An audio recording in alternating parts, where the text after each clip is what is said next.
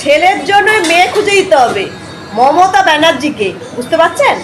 Vote প্রচার করতে গিয়ে আবদার করলো এক ছেলের মা। শুনে নিন ভিডিওটা।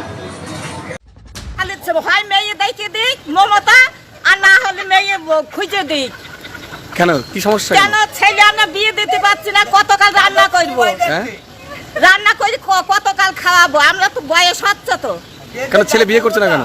মেয়ে না দিলে মেয়ের মা লোকের সাথে প্রেম করছে, মেয়ে প্রেম করছে, কিন্তু ছেলের বিয়ে দিতে গেলে মেয়ে পাচ্ছি না আমরা।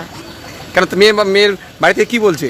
মেয়ের বাড়িতে কি বলছে? চাকরি ছাড়া বিয়ে দেবে না। তাহলে মমতা ঘরে ঘরে সব ছেলে চাকরি দিক, কেন চাকরি দেবে না?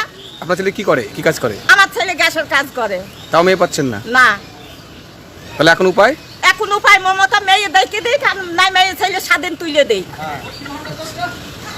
তাহলে এই যে ভাতা দিচ্ছে, ভাতায় তো আর সমস্যা মেটছে না। ভাতায় তো রান্না করে খাওয়াবে না। ভাতায় রান্না করে খাওয়াবে। কি নাম আপনার? আমার নাম আল্লাদি হালদার।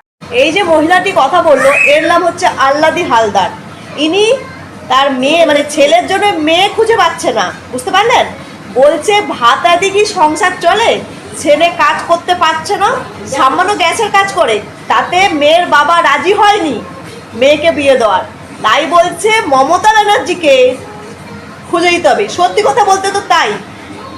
শিক্ষিত যুবক বেকার ছেলে থেকে শুরু করে প্রচুর ছেলেপুলে, লক্ষ লক্ষ ছেলেপুলে এখন বেকার, মেয়ে পাচ্ছে না বিয়ে করার জন্য। কাজ করতে পারলে তবে তো বউ নিয়ে আসবে, মেয়ের বাবা বিয়ে দেবে। তাই এই যে বিয়ে করতে পারছে না, এর জন্য দায়ী কিন্তু আমাদের রানী।